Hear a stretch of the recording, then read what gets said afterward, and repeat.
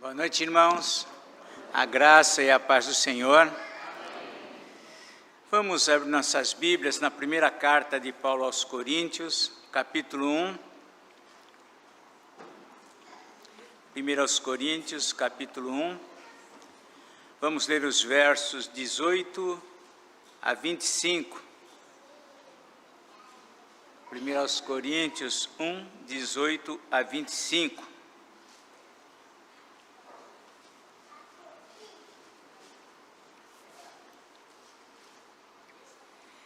Paulo escreve o seguinte nesse trecho: certamente a palavra da cruz é para os que se perdem, é loucura para os que se perdem, mas para nós que somos salvos, poder de Deus. Pois está escrito: destruirei a sabedoria dos sábios e aniquilarei a inteligência dos instruídos. Onde está o sábio? Onde o escriba? Onde o inquiridor deste século? Porventura não tornou Deus louca a sabedoria do mundo? Visto como, na sabedoria de Deus, o mundo não o conheceu por sua própria sabedoria, aprove a Deus salvar os que creem pela loucura da pregação. Porque tanto os judeus pedem sinais, como os gregos buscam sabedoria. Mas nós pregamos a Cristo crucificado, escândalo para os gentios, escândalo para os judeus, loucura para os gentios, mas para os que foram chamados, tanto judeus como gregos, pregamos a Cristo, poder de Deus e sabedoria de Deus. Porque a loucura de Deus é mais sábia do que os homens, e a fraqueza de Deus é mais forte do que os homens. Vamos, irmãos, orar a Deus. Senhor, mais uma vez nos dirigimos a Ti agradecidos pelo privilégio de ouvirmos a Tua palavra, quando tantos estão sendo perseguidos por essa razão. Obrigado pela liberdade que temos de abrir a Bíblia, estudá-la, proclamá-la, falar dela, vivê-la. Somos gratos por tudo, ó Pai. E nesse momento pedimos que o Senhor fale conosco. Ensina-nos a praticar a Tua palavra, a compreendê-la, que o ensino dela venha ao nosso encontro e que sejamos transformados, que cresçamos no conhecimento. É a nossa oração em nome do Senhor Jesus. Amém. Fato curioso é que as expectativas do homem quanto ao Evangelho, para ele conhecer o Evangelho, por vezes essas mesmas expectativas se tornam obstáculos para que ele conheça o Evangelho. Muitos, por exemplo, julgam que são as lutas, as dificuldades, os problemas que vão motivar o homem a buscar a Deus. Muitos acham que é isso que vai fazer a diferença. Alguns até usam um chavão: se não vem pelo amor, vem pela dor. Até quem diga: olha, pastor, está escrito na Bíblia que quem não vem pela dor, não vem pelo amor, vem pela dor. Nós nunca achamos isso, mas alguns até acreditam que esteja nas Escrituras. Mas não é nada disso. Outros já creem que para que o Evangelho chegue ao coração do homem é preciso uma boa estratégia de pregação, um evangelismo que use de uma estratégia adequada para chegar até eles, para chegar até os homens, para convencê-los da verdade, enfim. E nesse pensamento o homem vive à procura ou à espera de uma mensagem que venha até ele conforme a sua expectativa. Enquanto se ele vai ouvindo o Evangelho, vai ouvindo o Evangelho, vai ouvindo a palavra, muitos passam anos caminhando junto na igreja, ouvindo a palavra, e por vezes nunca tomam uma posição, porque ainda, segundo eles, não chegam ainda a uma mensagem adequada, alguma coisa que de fato os convença, que de fato os mova a tomar uma posição verdadeira com Jesus. Porém, à luz das Escrituras, nós sabemos que esses fatores, circunstâncias, estratégias e tudo mais, nós sabemos que esses meios não são de fato eficazes para despertar a fé no coração do homem. Despertar a fé no coração do homem não é alguma coisa que se use de uma matemática para fazer isso, senão seria bom nós conhecer essa estratégia e aplicá-la.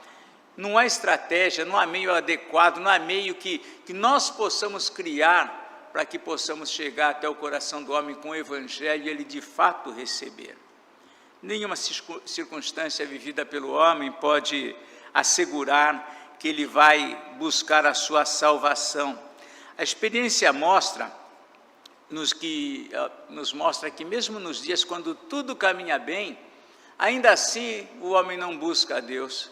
Mesmo quando tudo está favorável para ele, quando é notoriamente clara que ele está sendo abençoado por Deus, que é Deus que tem cuidado dele, mesmo quando ele experimenta livramentos extraordinários, quando ele recebe bênçãos que ele não esperava, mesmo nessa circunstância, ainda assim ele não se recorda de Deus, ele não se volta para Deus.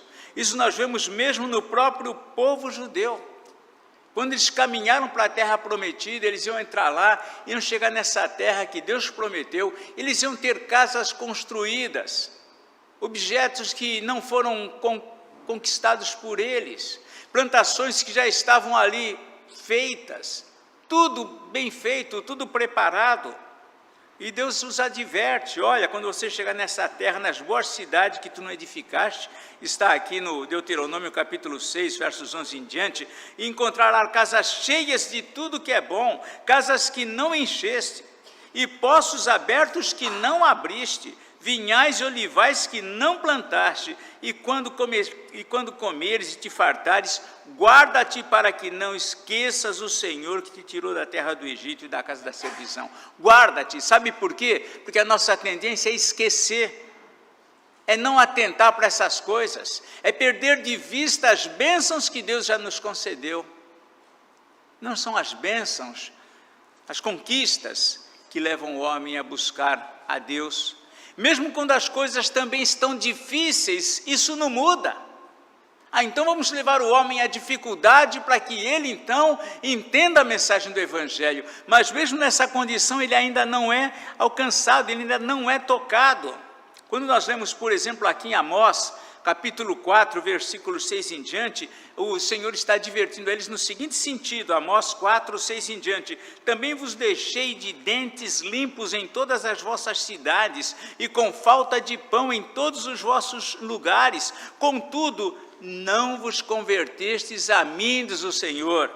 Além disso, retive de vós a chuva 3 meses ainda antes da ceifa, e fiz chover sobre uma cidade, sobre a outra não. Um campo teve chuva, mas o outro não, que ficou sem chuva e se secou. Andaram 2 ou 3 cidades, indo a outra cidade para beberem água, mas não se saciaram. Contudo, não vos convertestes a mim, diz o Senhor. Nem situações boas, nem situações ruins convencem o homem para ele buscar a Deus. Nós temos visto tantas situações difíceis no mundo. O homem sofre as situações, ele pena pelas situações, mas ele não busca a Deus. Temos vivido quadros dentro do nosso próprio país de grande dificuldade. Cidades arrasadas, mas que foram depois ainda abençoadas com os próprios cuidados de Deus, mas não se voltam para o Senhor. De fato, Deus é quem, segundo a sua vontade, transforma o coração do homem. É Ele que, quando Ele quer, onde Ele quer, como Ele quer, é Ele que converte o coração do homem. Lá no livro de Lamentações, capítulo 5, livro de Jeremias, aqui, livro de Lamentações, nós vemos aqui o profeta clamando aqui, depois que ele vê o país naquela situação desesperada, de guerras, de perdas, de mortes, de miséria. Ele dirige a Deus a seguinte oração em Lamentações 5:21, ele diz: converte-nos a ti, Senhor, e seremos convertidos. Renova os nossos dias como dantes, converte-nos a ti e seremos convertidos. É Deus quem faz essa operação da salvação no coração do homem, não circunstâncias, não bênçãos, não coisas boas ou coisas ruins, mas Deus. Mas, a despeito dos meios, ocasiões e circunstâncias, a mensagem a ser aceita ou ser compreendida é uma só. E esta não é e nem será segundo a visão do homem, segundo o que nós planejamos, segundo as nossas adequações. Nós não temos estratégias para converter alguém. Alguns nós enchemos, olha, se você seguir o passo 1, passo 2, passo 3, passo 4, aí você vai chegar lá. Ah, você não chegou porque você não seguiu o passo 1, passo 2 ou falhou no passo 3. Não! Se Deus não agir no coração do homem, se Deus não se transformar, esse homem não será mudado. É preciso a obra de Deus, a ação do Espírito Santo. E Deus não adequa ao nosso entendimento isso. Por isso lá em Isaías, capítulo 55, versos 8 e 9, ele diz: porque os vossos caminhos não são os meus caminhos, nem os vossos pensamentos como os meus pensamentos. Assim como é alto o céu e a distância da terra até o céu, assim também é distante de vós os meus pensamentos e os meus caminhos. Vocês não vão compreender. Deus não adequa a sua mensagem ao nosso entendimento. Ele não é segundo a nossa adequação. À luz do nosso texto, se Deus adequasse os seus planos à ótica humana, a sua mensagem à visão do homem, Ele jamais ia estabelecer a cruz como o centro da sua mensagem. Se Deus fosse adequar a sua palavra para que o homem se ajustasse, para que o homem se interessasse, Ele jamais colocaria a cruz como o centro dessa mensagem. Por quê? Porque a palavra da cruz é loucura. É isso que Paulo escreve. Nós lemos isso aqui no capítulo, no texto que lemos aqui no verso 18. Certamente a palavra da cruz é loucura. É loucura para os que se perdem. Loucura é uma palavra grega que no grego é moros, que significa tolo, louco, sem brilho, monótono. E é assim que a palavra da cruz chega até o ouvido humano. Como que pode essa palavra salvar alguém? Como que pode essa mensagem ser a mensagem que vai de fato conduzir o homem à verdade, à salvação, à fé? Ou seja, a mensagem da cruz é loucura, motivo de zombaria, desprezo e talvez o que é pior, é motivo de indiferença. Indiferença. Os membros de igreja, por certo, não zombam nem desprezam a mensagem da cruz, mas muitos são indiferentes a ela. O que significa a cruz para você?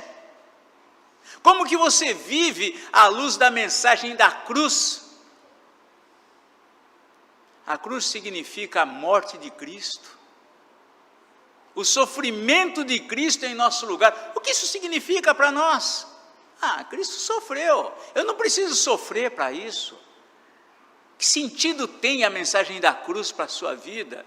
Nós cantamos no início do culto: rude cruz se erigiu, dela o dia fugiu, como emblema de vergonha e dor. E o que significa isso para mim?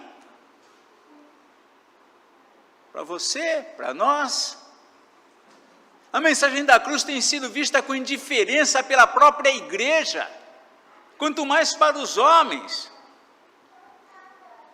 Os membros da igreja certamente não zombam, nem desprezam, mas ficam indiferentes. E o pior, eu digo, é porque aqueles que desprezam de fato a mensagem da cruz, esses que desprezam, ainda têm do que se arrepender, ainda quem sabe um dia eles avaliem e falam: não, eu estou errado. Quem sabe um dia eles considerem e se arrependam desse mal.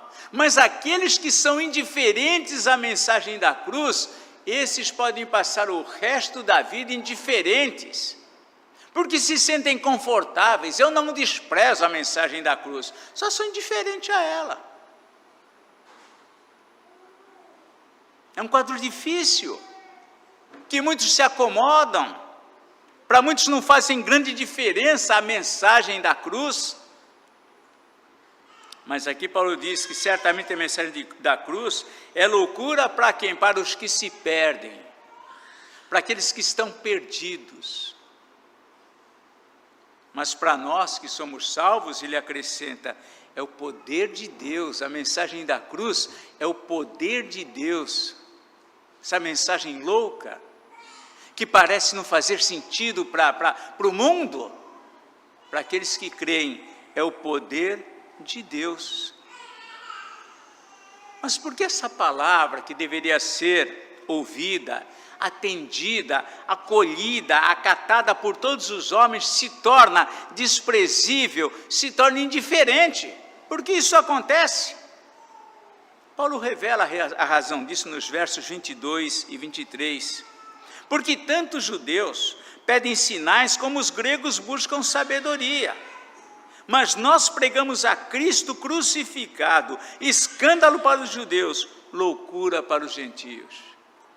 A mensagem da cruz não agrada a nenhum nem outro, nem judeus e nem gregos. Deus não fez uma mensagem para satisfazer o homem. Por isso a mensagem que ele colocou para que o homem conhecesse ao Senhor, conhecesse o Evangelho, chegasse à fé, essa mensagem que é tida como louca, a mensagem da cruz. Há duas perspectivas no homem que Paulo aponta aqui, que segundo o pensamento humano iria despertar a fé no homem. A primeira delas são os sinais, os milagres, fatos sobrenaturais. Tem pessoas que parece que elas procuram milagres para elas crerem, para elas perceberem Deus, para elas verem Deus. Então elas vão dar uma busca de sinais, de milagres. Quantas coisas já se passou nessa terra que os homens buscaram como se fossem sinais de Deus, milagres de Deus. Outros já buscam que a sabedoria, querem ser convencidos da palavra. Querem que a palavra, que o argumento convença a eles de que é isso mesmo. Portanto, alguns buscam sinais, outros buscam sabedoria. Os sinais eram objetos da atenção dos judeus. Eles tinham em mente os atos poderosos de Deus no passado. Eles sempre tinham em mente, olha, o Deus de Abraão, ele fez isso, ele abriu o mar, ele fez com que aparecesse água da rocha, ele fez isso, ele faz grandes coisas. Então eles buscam os sinais. É interessante que aqui no livro de Isaías, capítulo 64, Isaías aí que o profeta diz assim, um povo incrédulo, e aí então eles dizem, se fendesses os céus, 64, 1 e 2, se fendesses os céus e descesses, se os montes tremessem na tua presença, como quando o fogo inflama os gravetos, como quando faz ferver as águas para fazeres notório o teu nome aos teus adversários, de sorte que as nações tremessem à tua presença. Ou seja, se Deus fizesse isso, então o povo diria, não, agora nós cremos em Deus. Como quando Elias fez descer o fogo do céu, queimou lá e arrebatou lá o sacrifício que ele tinha preparado, aí os homens disseram, olha, o Senhor é Deus, porque fez os milagres. Então, para os judeus, essa questão dos milagres eram fundamentais. Jesus ouviu sobre isso durante todo o seu ministério. Lá no capítulo de Mateus 16, 1, nós vemos aqui que os saduceus e os fariseus se juntaram para indo tentar a Jesus fazendo o quê? Fazer sinais para nós vermos. Quando Jesus estava na cruz, os fariseus ali em volta, aquele grupo todo, falou, olha, se tu és o Cristo, faz um milagre, desce da cruz. Os próprios ladrões diziam, um deles pelo menos dizia, olha, se tu és o Cristo, salva-te da cruz e salva a nós também.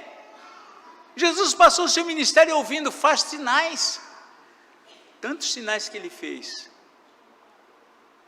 Não são sinais que vão converter o coração do homem.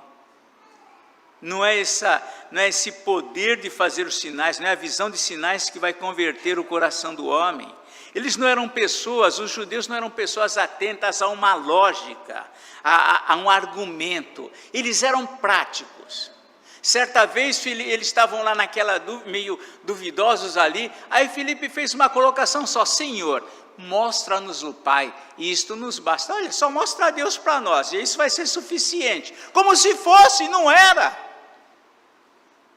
Era capaz de eles verem isso num momento, virou as costas e iam impedir mais um sinal, porque não é sinal que vai converter o homem. Nunca foi. Para eles a experiência dizia tudo. Olha, se eu tocar na ferida dele, se eu tocar do seu lado, na sua mão, do seu lado, aí eu vou crer. Palavras de Tomé. Pedro, quando ele viu Jesus andando sobre as águas, olha, se tu és de fato o Senhor, então manda que eu ande pelas águas até o Senhor. Sempre sinais. Para eles, o Cristo enviado de Deus, que foi crucificado, que foi para uma cruz, isso era escândalo. O verso 23 diz lá, mas nós pregamos a Cristo crucificado, escândalo para os judeus. Era um escândalo, loucura para os gentios. Por outro lado, para a mentalidade grega, a questão não eram os sinais, mas era o quê? A sabedoria. Sabedoria era fundamental. Para eles, o problema não era a falta de sinais e de milagres. Eles queriam argumentação lógica. Argumenta, me convence. Eles gostavam disso. Quando eles viram Paulo pregando em Atenas, lá falando sobre a Cristo e a ressurreição, nossa, que palavras são as que ele está dizendo? Vamos querer entender. Eles queriam argumentos. Para eles isso era interessante. Queriam lógica, palavras convincentes. Eles apreciavam um bom discurso. Parece cristãos, né? Eles gostam de ouvir um bom sermão, um bom discurso. Mas e aí? O que vai ser feito disso? Dessa palavra? Enquanto os judeus se prendiam aos sinais de Deus, o mundo grego, os gregos, se prendiam às ideias, filosofias, sabedorias do seu dia. E aí vem uma questão, como é possível entender e aceitar racionalmente que se nós nos reconhecermos pecadores e crermos que Jesus morreu em nosso lugar e pagou pelos nossos pecados, que ressuscitou dos mortos, então nós teremos salvação e iremos para o céu. Como racionalmente crer nisto? Racionalmente parece que não faz sentido. Como assim? Quer dizer que eu pequei a vida inteira, cometi tantas coisas erradas, e alguém está me dizendo que se eu crer em Jesus, o judeu que nasceu e morreu crucificado, diz que ele ressuscitou, se eu crer nisso, então eu vou ter, os meus pecados todos estão perdoados?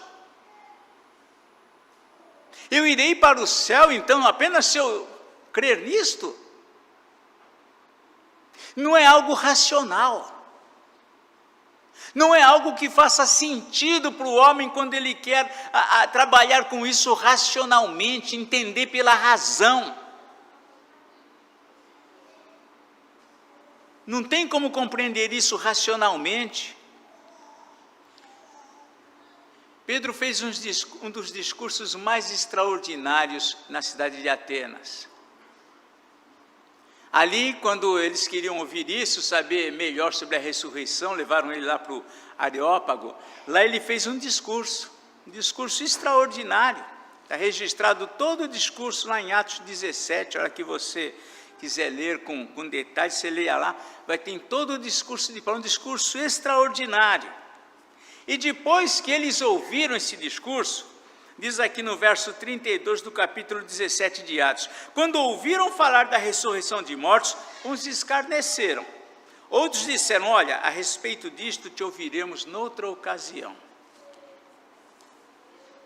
Nem sinais, nem sabedoria, nem discurso, nada disso moveu aqueles homens e era um discurso de Paulo. Imagina Paulo fazendo um discurso, né? Nem estamos falando aqui de Jesus, mas Paulo.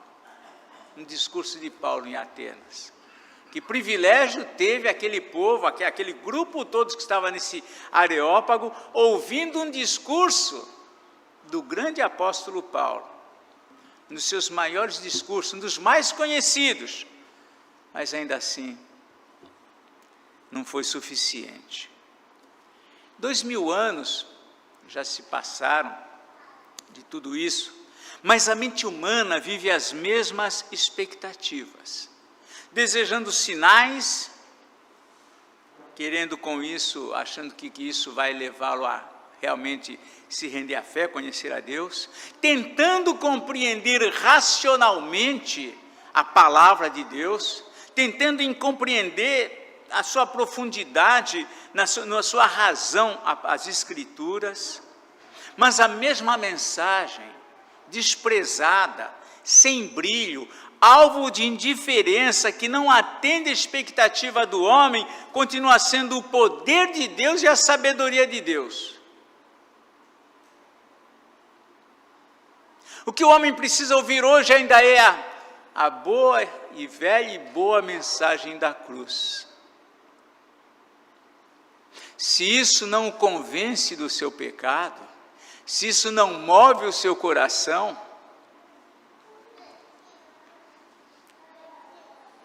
poder de Deus e sabedoria de Deus ainda é a mensagem que é anunciada.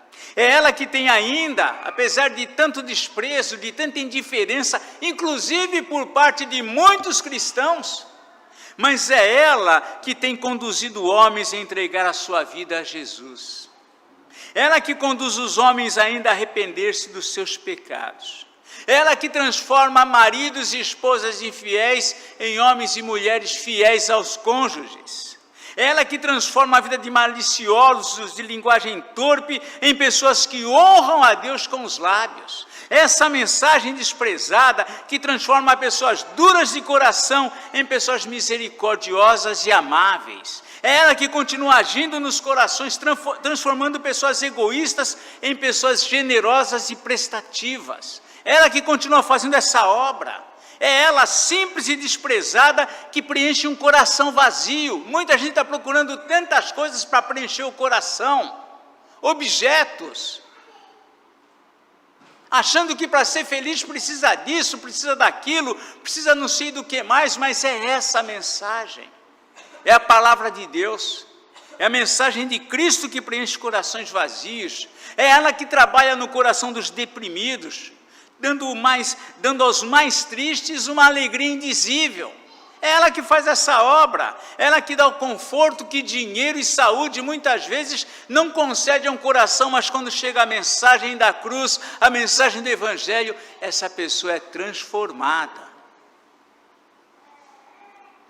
A mensagem da cruz, a velha mensagem da cruz, simples, desprezada, vista com indiferença, que tem dado vida aos mortos espirituais. Aqueles têm aberto os olhos, aqueles que eram cegos por causa de Satanás.